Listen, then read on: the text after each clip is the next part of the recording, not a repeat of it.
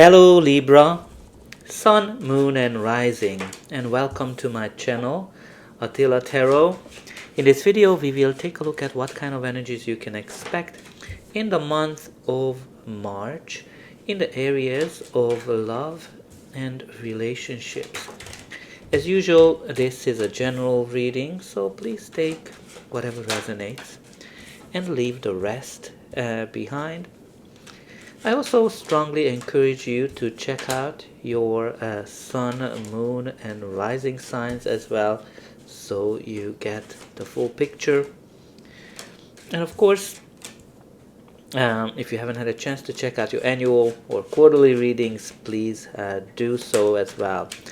And I just need a few more cards. While I'm getting that, don't forget to like, share, subscribe, and hype, and comment. The more you interact with the channel, the more these readings going to resonate as well. I can see that from the comments. And I just need one more card, and then we will be ready to go. Okay, so we have all the cards that we need. So we're gonna start with your oracle card. Alright, so the first card we have here for you is number 1, abundance. So obviously the abundance card is not only financial abundance. This is all about enjoying life to the fullest. Having everything that you want, everything that you need. And of course this can be a love of abundance as well, of course. So I think probably you might have a lot of options here. Maybe you are very popular because you have here all these balloons are indicating probably an option, and one is kind of different than the other. But also sometimes it can be a challenge when you have so many options. And what I'm kind of seeing here that there's a lot of things that are in the clouds. So maybe you need to be a little bit more focused. Maybe you are kind of feeling that you need to be a little bit more realistic as well. But also you have here a beautiful picture where some of you might be feeling that you're in seventh heaven. All right, let's see what's gonna be the cards that are telling us. In the center of your reading, we do have here for you the Judgment card. So the Judgment is all about realization. When you kind of something is coming to light, something you're able to discover, you realize what is that you want from a person, from a relationship, from love generally, and you're kind of following that. Now also the Judgment always kind of encourages you not to judge yourself or people around you harshly, but also this can indicate a decision. Maybe some of you have to make some kind of a decision this time. But also for me, the Judgment card is a card of karma, causation. So when something from the past is coming back in some shape or form, this can be that something that we've done and now we have to face it, or someone from the past might be coming back as well. So interesting that this card symbolizes those clouds as well. So being in the clouds, it's a recurring theme for now. But also this is a card of rebirth, when you're kind of reinventing yourself, when you are rising from the ashes. Now also, if you're going through a divorce, this card can indicate a legal process. When everybody is getting whatever they deserve. Okay, let's see the surrounding energies as well. The first card we have here for you is the Ten of Wands. So the tens indicate an end of a cycle and a beginning of a new one. This is ending a difficult cycle when you kind of something started with a lot of enthusiasm, a lot of passion, and now it became a burden for you. This can be a person, a relationship, a process, as well. What's really important here that you're exhausted. You're carrying a lot of burdens, a lot of challenges on your back. And you need to kind of consider a couple of things. First of all, is there anybody that can help you to ease the burdens that you're carrying? So I don't know, anybody that you can talk to, therapy, or a person in your family, friends. Or how can you get rid of the hurt, all the difficulties, the challenges that you might have been holding on to? Some of you might be moving as well with this card, but you're very close to achieving a goal. So, and I love to see this for you, because the Ten of Cups is a card that symbolizes that you've been through a lot of challenges, difficulties, storms. And now after the difficult time that we see here with that Ten of Wands, you have here the Ten of Cups, which is the happily ever after card.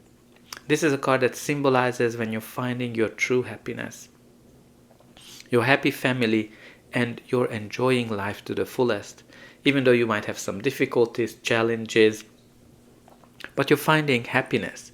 And it's really lovely to see. Now again, you have here another 10, so a cycle is definitely ending, and 10 plus 10 is definitely 20. So I think there's a big there's something is ending in terms of that. Well, we also have here the Three of Swords. So Three of Swords is a card that symbolizes heartbreak, that symbolizes something that's painful, something when you're kind of awakening, because maybe you haven't been seeing things clearly and you're kind of realizing something. Now this can be connected to a breakup, this can be connected to a disappointment. So obviously if you're going through some divorce, it can be connected to that. But again, we do have here some clouds, dark clouds, but they're not here to stay forever. This is gonna end soon. Okay, so the next card that has a message for you today is the High Priestess. So the High Priestess can bring back the theme of popularity, right, which we talked here about with that Abundance card. So some of you might be very, very popular, and you have a lot of options to choose from. A lot of people are interested to get to know you, or you might be dealing with a popular person. Obviously, the roles are always reversible in a general reading. Now, with the High Priestess, very important for you to listen to your instinct, listen to your gut feel, and kind of go through a process like that, because this can also symbolize secret. And when you kind of look at here, some kind of a heavy secret might come to life, come to the surface with the Judgment card, and now you might have to actually deal with it. So this definitely can be some kind of a secret that might be painful. Okay, so the next card is the Six of Wands, which is again the card of popularity. When everybody is watching you, everybody wants to get to know you, you're very successful, you're very popular. Might be some gossips as well around that, but again, there's this abundance of options, abundance of opportunities that are coming in here with these cards of the abundance, the Six of Wands, and the High Priestess. Now let's see what's going to be the final outcome of this reading, but before that, please don't forget to like, share, subscribe, and hype. That's an indication that the video helped you, and you're also helping me to grow the channel to make sure that the message gets out to those who need it the most. For you, it is only costing a couple of buttons to push. So I hope that you'll push those like, subscribe, and hype buttons. And of course, don't forget about the comment section either. Let me know how this reading is resonating with you. Where are you watching from? And put in some positive affirmations. I have a lot of opportunities. I attract happiness and joy into my life. I put the difficulties behind me. Okay, so the reading continues with the Seven of Pentacles, which is a card of evaluation. When you kind of when you put a lot of effort into something, which we see it through that Ten of Wands, and you're kind of wondering, is this something that worth continuing or not?